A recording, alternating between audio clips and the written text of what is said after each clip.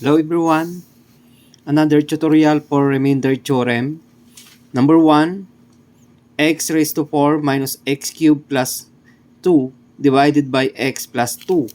And number 2 is x cubed minus x squared minus 8x minus 4 divided by 3x plus 2. Solution for number 1,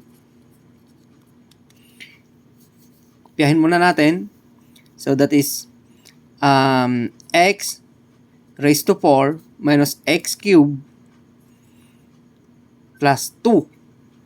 And kukunin natin yung value ng x, gagamitin natin yung x plus 2, equate lang natin sa 0, so that is equals to 0. Okay? So, find the value of x. So, simply, transpose the positive 2.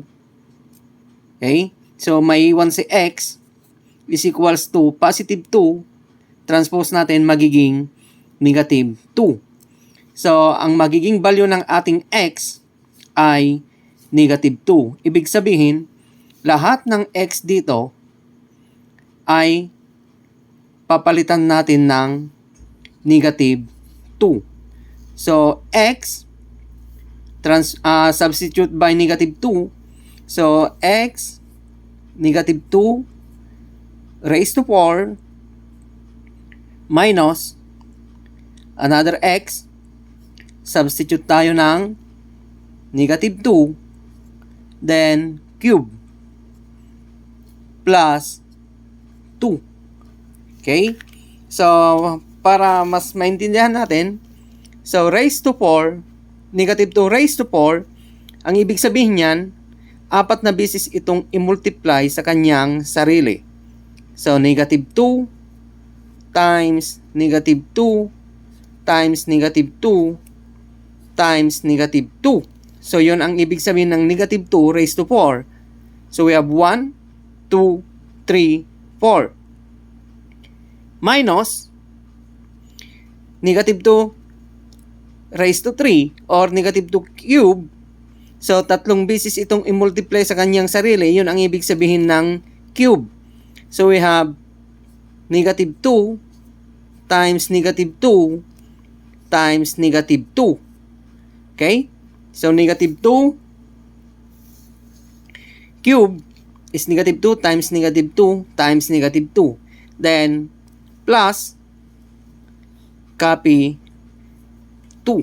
Okay?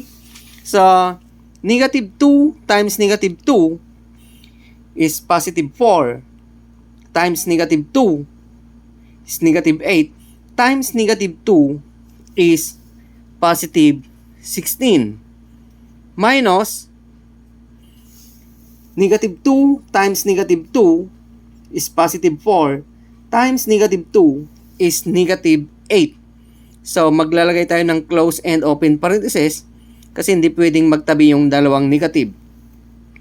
Plus 2. Then, multiply natin ang negative. So, magiging 16. Copy muna natin ang 16. Negative times negative is positive 8 plus 2. Okay? So, that is equals to, we have 26. So, our remainder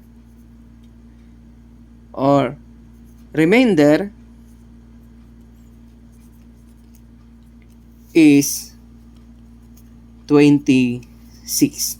So, this is the answer for number 1.